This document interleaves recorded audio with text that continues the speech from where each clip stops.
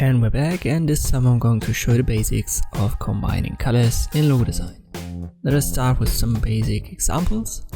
So the easiest way is to use a single color, whatever that is. This is most often used in logo design, and it's most often used for a reason.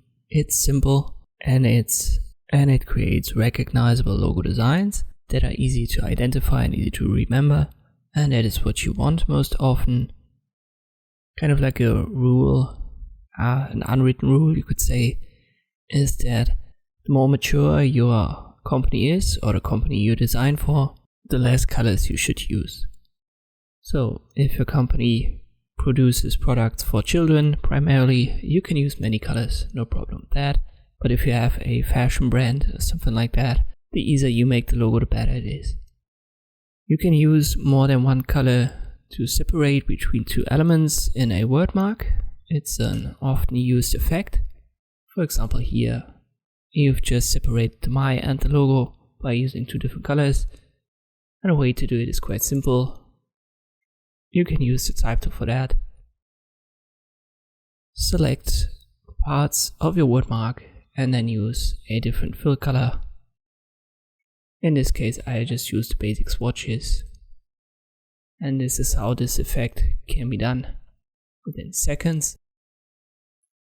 As I've said, when you've got kind of like a playful company, a company that wants to sell to children, to the youth, you can use more than one color, and the process is the same. You'll just have to select all of these letters individually and give them a different fill color every time. I would say that the most popular logo using that effect would be the Google logo. And that's kind of an exception, as Google isn't primarily producing products for children, but it still works. So there's always this exception, but in general it's a tendency. The younger your target audience, the more colors you can use, and the older, the more mature your logo design should be and the less colors you should use. Here's an interesting effect where you use the colors. You can see I've created a triangle to achieve this effect, and you use these colors kind of like a cut effect. The way to do that is to select your word mark, so it's simple type, and then you go to the drawing modes down here and you draw inside. And you select the pen tool, change it to the color that you want to use, and afterwards you just create a triangle. And there you go. Just change the drawing mode back, and you've got this effect recreated pretty quickly. You can use a gradient. For example, the Instagram logo has used a gradient. The way to achieve that, or the easiest way, is to just create outlines. So right click, create outlines. Open your gradient menu. You can also find that under window. There it is. Then go to your basics. I use the sky one. You can see it's a little bit different. So I need to use the gradient tool, and then I just drag from left to right. This is how you can recreate that effect.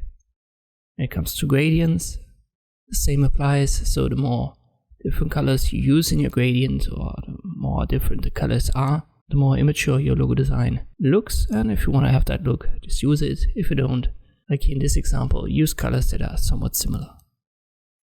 How do you pick colors? Well, there is some help in the Adobe Illustrator presets. You can just go over your swatches,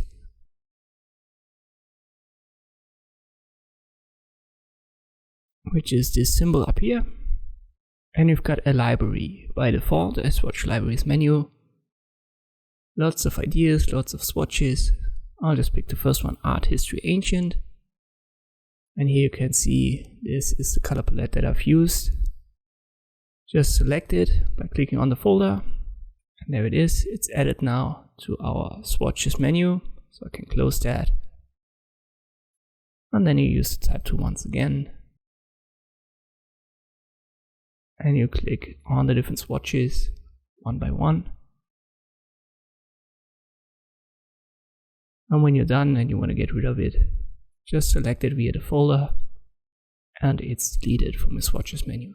There was the word marks, but we can also use colors to create more than that. So if we want to create a background, for example, a symbol, whatever you want to call it, and combine it with a word mark, you can just simply use the ellipse tool, hold shift and you've got a circle, and if you hold alt, the center position will be locked. Let me just put that into the front. So right click arrange, bring to front. So when you do that, it always works using black and white for the word mark or for the background. So using a color and black and white on top, that's always something that's fine. And you've got enough of contrast that should work. But if you want to use different colors, for example, I've used a different color here. Let me just use the same, which is this orange. Oh, what's that one? You can see the contrast is not big enough. So we can add a different font to increase the contrast.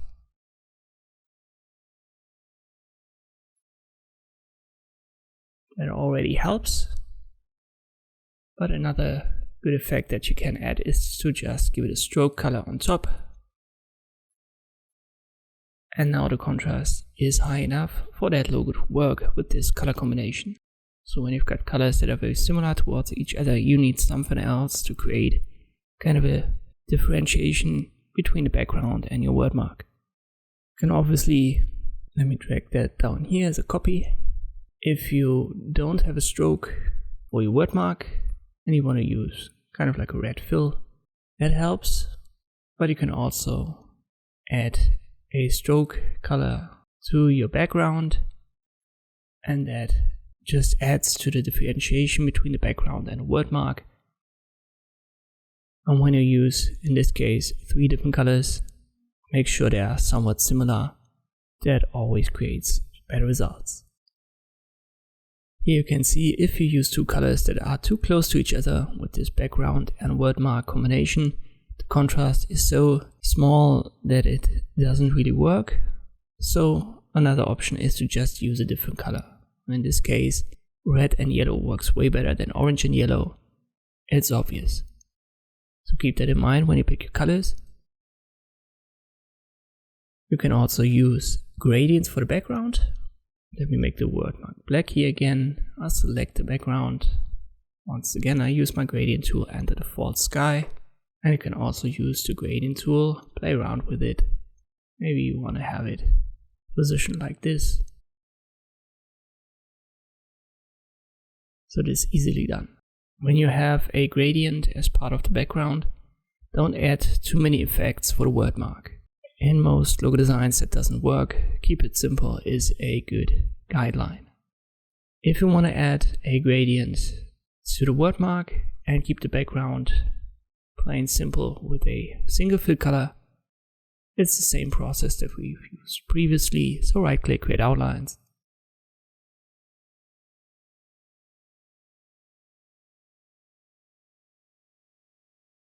Add the default gradient, use the gradient tool, drag it from left to right. You can see that would also work quite well. And that's about it.